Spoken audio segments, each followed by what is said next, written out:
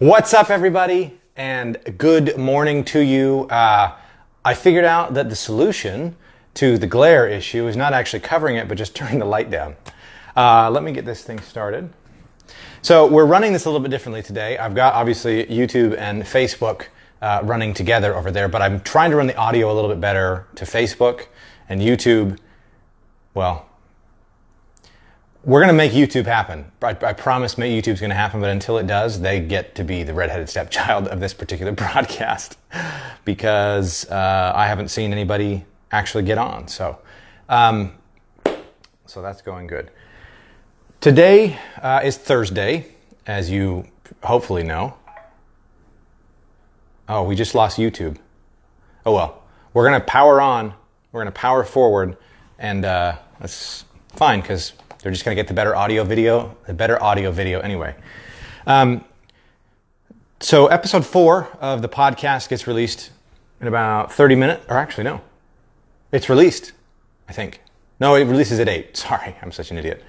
8 o'clock, which is in 30 minutes, the episode 4 of the podcast gets released. That episode is where things start to turn around in my head. And I'm convinced that so much of I wouldn't even say that I'm necessarily successful, but so much of positive forward momentum, we'll put it that way, is predicated on the way that you feel about what's happening in your life. Like, I think that more than we think, attitude, which is not necessarily always an internally generated thing, by the way, which we'll talk about in a second, or at least I want to talk about in a second. But I feel like in my life, the moments when I felt the most, when I've actually made the most forward progress and I've been able to accomplish the most, and I guess you could say be successful, I don't know why I'm shying away from that, have also been the moments when I've felt the most like on top of it. I felt like either things were working out, or I felt like I had a support system, or I felt like I was doing what I was supposed to be doing. And the converse is true as well. When I haven't felt like I'm doing the right stuff, when I felt sort of down on myself, those have been the moments in my life when things have not gone well. And so, especially this experience, the last month and a half or so of really taking a hard look at myself and realizing, again, I think I mentioned this in the podcast, but what happened a couple of months ago, which sparked recording that podcast, that's not the first time that's happened. It's not the first time I've been in a situation where I let one client become too much of my income, and then the client relationship sort of fizzled, and then I was stuck with like bills looming and no cash to pay them, and you get kind of scared and you can panic. And I think most of the time in the past what I've done is panic. And the difference I think this time is a couple of things. And I'm taking the long way around, but we're getting to the title of the video, which is everybody needs a support system. I am convinced that the fastest and most efficient way to always feel like you're doing the right thing is to have a support system of other people that are telling you whether you're doing the right thing or not, encouraging you. And that's not to say you need a bunch of yes men around you that are telling you everything is great and happy and whatever, but smart, intelligent people that are consistently giving you real feedback on the things that you're doing. Like real feedback. Again, it's so important that you not surround yourself with people that are just going to tell you that everything's great, that everything you're doing is perfect, because you don't get any better that way. It's like when you go spar. I just went sparring last night for the first time during the week in probably 6 months, and it was glorious. So when we were sparring last night, when you spar, you don't get better by people telling you you're good. You get better by people that are better than you punching you and kicking you when you leave yourself open for it, and then showing you what you did and showing you why you ended up getting hit. Right? You don't get better when people take it easy on you. You get better when people push you. In fact, last night there were this is the craziest thing, and you get better from all over the place. Because it's not just the people that you should respect. It's not just the gurus. It's not just the famous people. It's everybody around you. Like, I'm sparring last night. I'm 185 pounds. I'm with one exception, the biggest guy, two exceptions, I'm the biggest guy at the gym. Last night I was the second biggest guy there, which was so awesome. I can't even tell you how awesome it was to not be the biggest guy there. But there was this girl that showed up that I'd never met before. I'd never seen her before. I think she comes on Wednesdays, but I haven't been in forever. And she probably weighed $110, $115, and she taught me some things.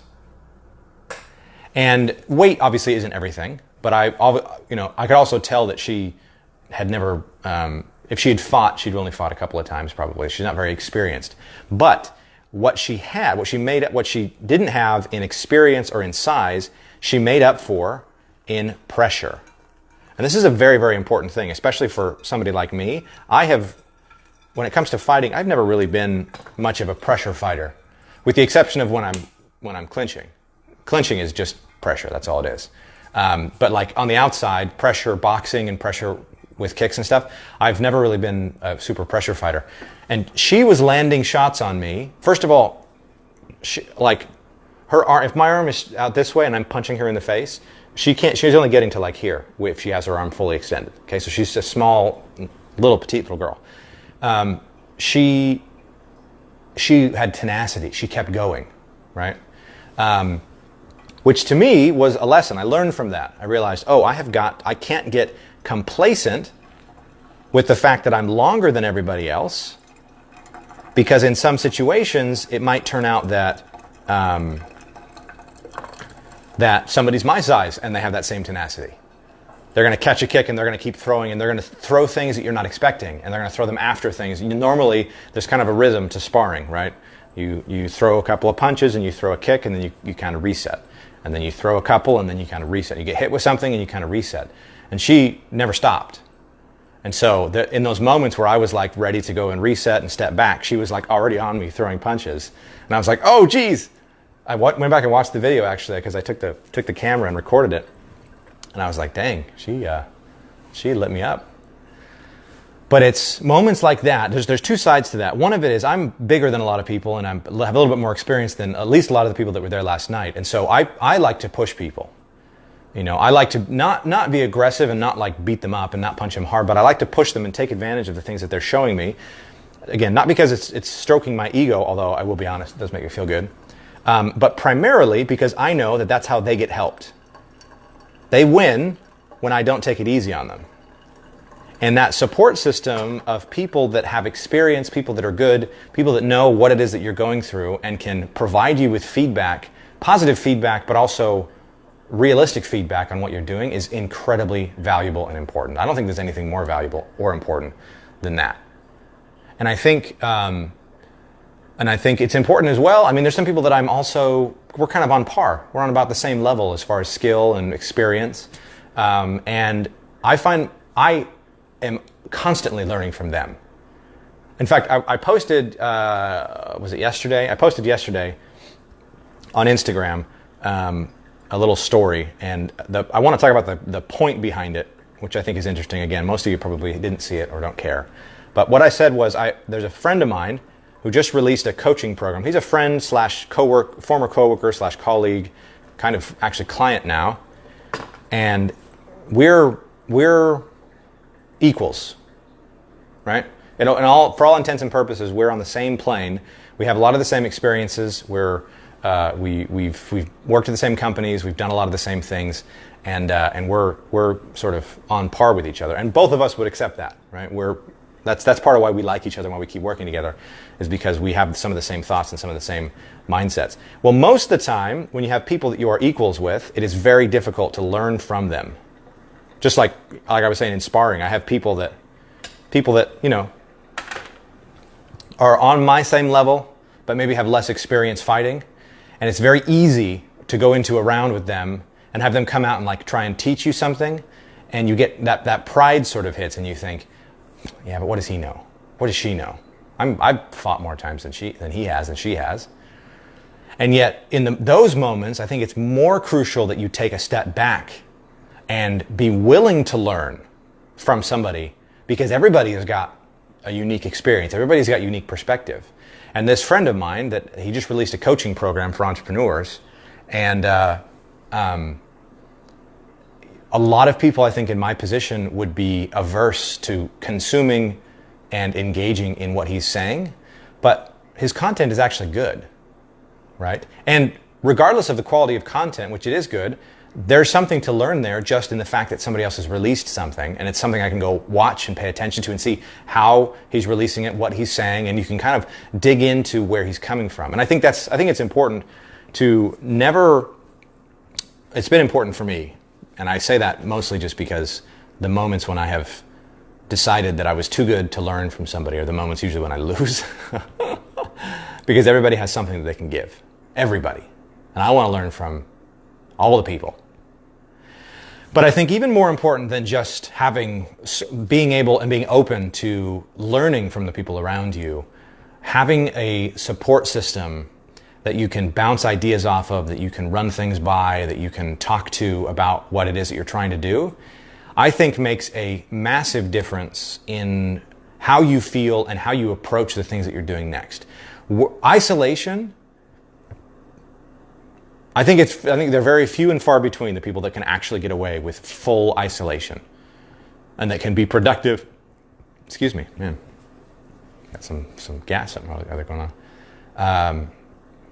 That can be productive and fully engaged in the world around them without and be completely isolated at the same time.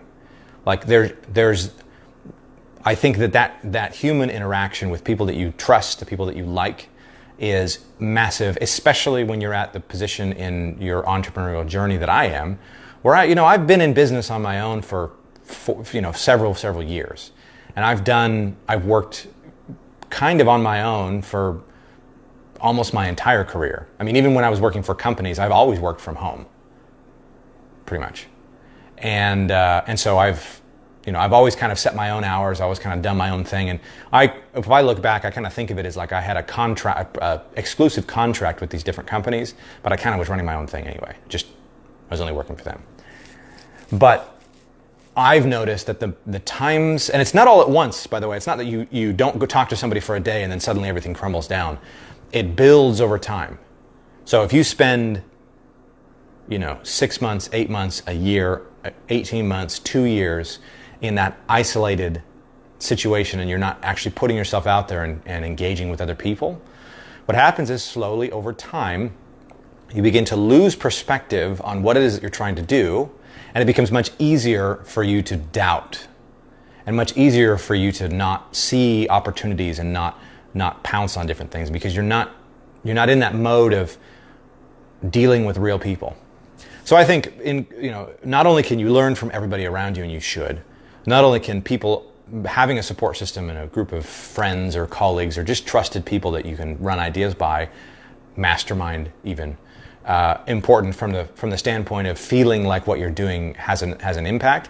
But I think there is a deep human need for connection. And I think I've just noticed the more that I'm involved with people and I'm putting myself in a situation where I'm available and talking to other people and communicating with other people, those are the situations that I've found the most personal growth. Those are the situations that I've found like things have actually moved forward. So anyway, that's it for today. This coffee is ready to drink and I am ready to drink it.